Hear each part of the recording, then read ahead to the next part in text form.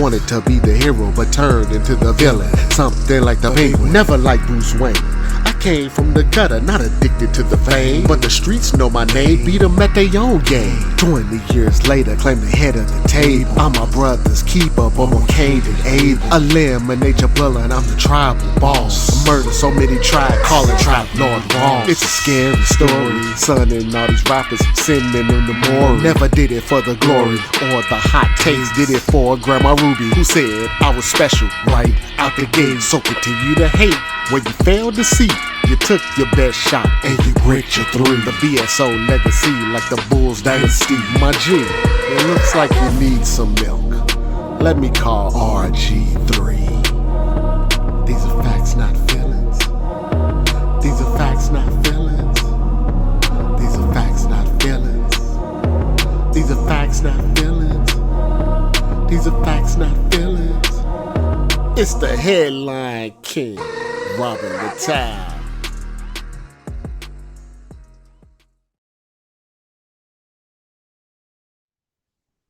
For a few years now, ESPN's Malika Andrews has been trying to beat these allegations that she hates black men, that she gets joy out of reporting black athletes' misfortunes. At times, she's disrespectful to black athletes when reporting on certain stories, and that she doesn't keep that same energy in regards to controversial stories about white athletes. I think for the first time, Malika has addressed this directly. She was speaking to DeRon DeRozan, who has a podcast that is really focused on mental health. And I'm just going to read what she said to DeRon about these allegations that she clearly is aware of. And I quote, "That's been the hardest thing for me sometimes, is stomaching the falsehoods, particularly this idea of you hate black men. That couldn't be further from the truth. And using my family or the way my family looks as some sort of evidence of that," Andrews explained. "And that is just untrue, and it's unkind. We all have jobs to do, and I try to do my best to show up every day that NBA athletes know what I'm about. That doesn't mean I've covered every story perfectly. It doesn't mean that I make mistakes. I don't make mistakes," Andrews told DeRozan. "But I think I'm pretty good at saying to you guys, I could have been better there." And that's, I think, what I hope we can keep as social media continues to be bigger in the world. That kindness and that humanity that I worry sometimes we're losing. When she speaks about her family, it's twofold. Her mom is white, her dad is black. She married a white man, her colleague at ESPN, Dave Mcmenamin. Once that relationship and specifically the marriage went public, that reinforced some of the things that people thought about her. Apparently, this has been an issue for a long time.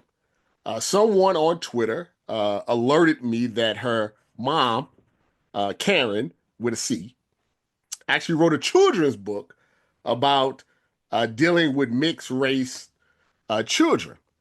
I was curious, so I went and researched it, and and the book, the title keeps messing me up, but the book is called Coffee with Cream. I don't know who came up with that title, but it's very interesting if you read the synopsis, and I'll put it up here right now. It says, by Karen E. Andrews, "Being a mixed race child and not looking like your mom can be tough." Actually, before I continue with that, it's an interesting sentence. I mean, I understand that, girls and their moms and you kind of put that, but there's a lot of girls that look like their dad. It's just an interesting sentence, but let me continue.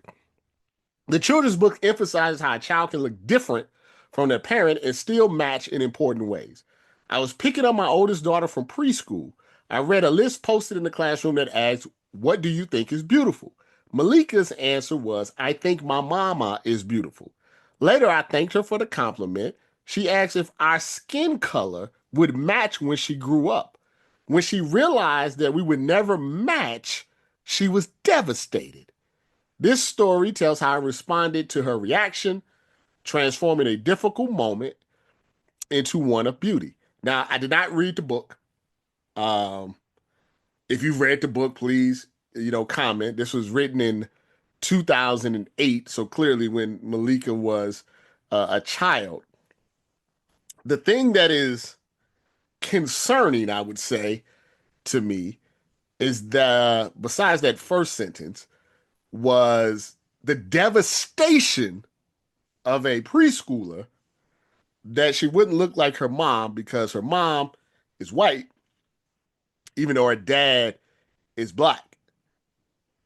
There seems some sort of conditioning involved that, and this is more societal, if anything, that white is beautiful, black is not.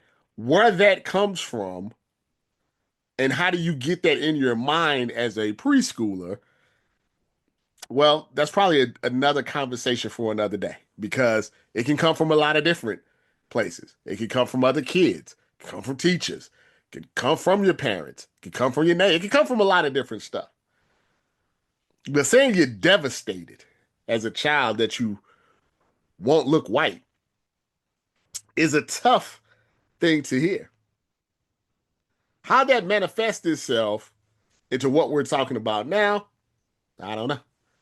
As I tell you guys almost daily in these videos, we don't know these people. You know, I've crossed paths with Malika Andrews, but I don't know her.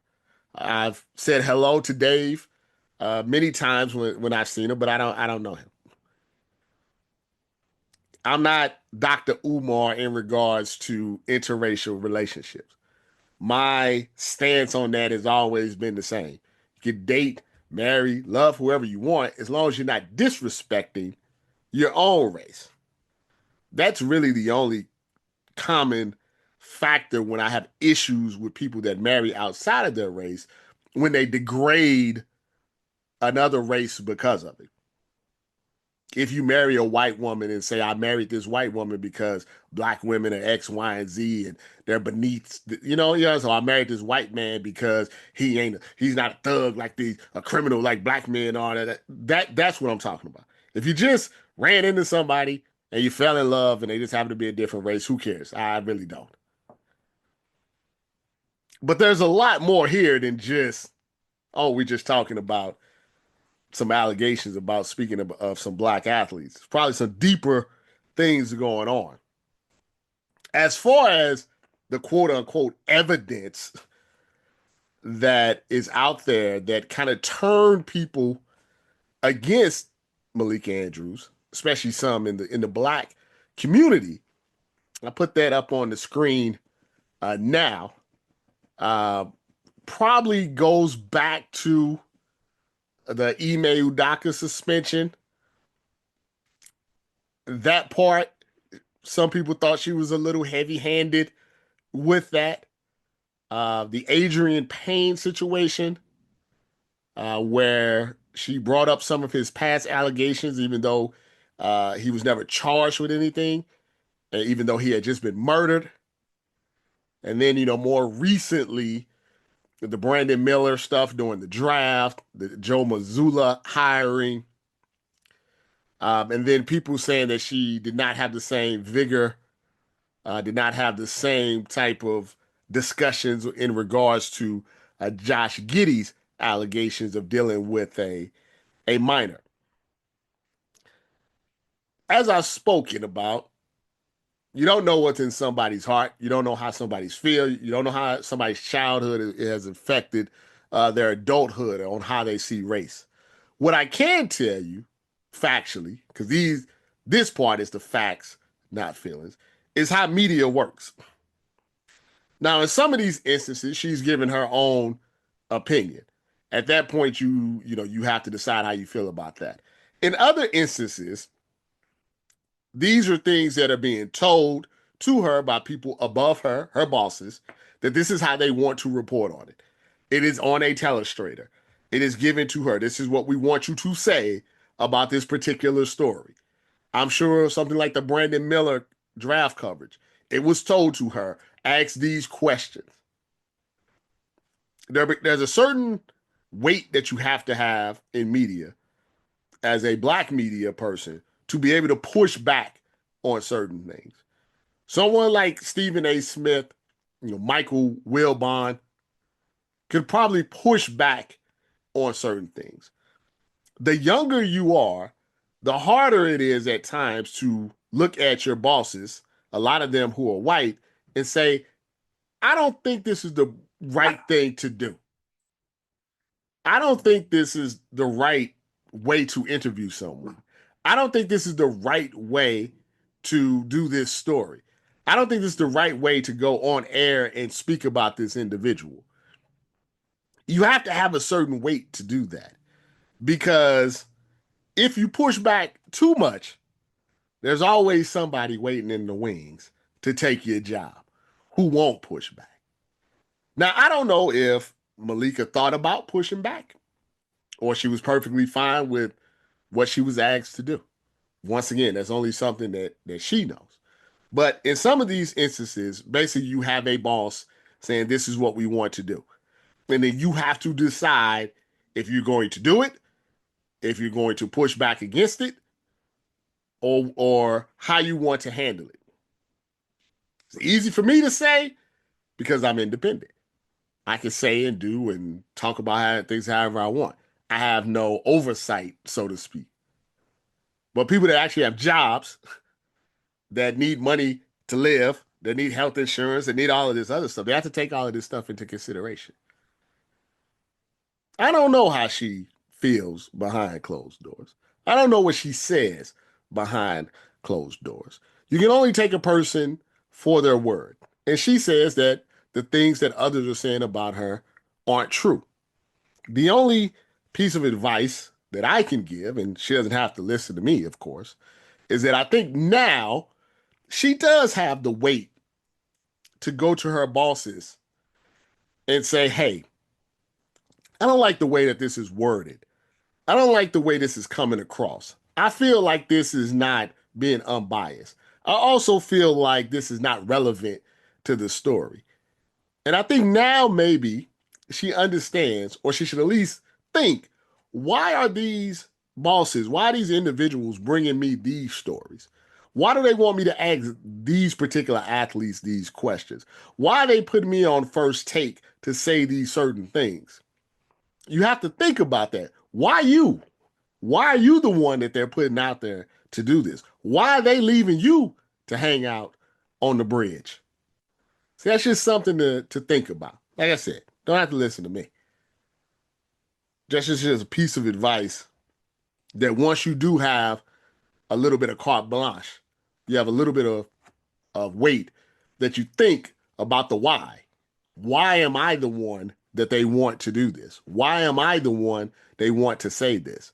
Why am I the one that is going to get the pushback and going to get the social media vigor from all of these people? And you ask those questions in those meetings, and then maybe we have a little bit more fair and balanced reporting on black athletes.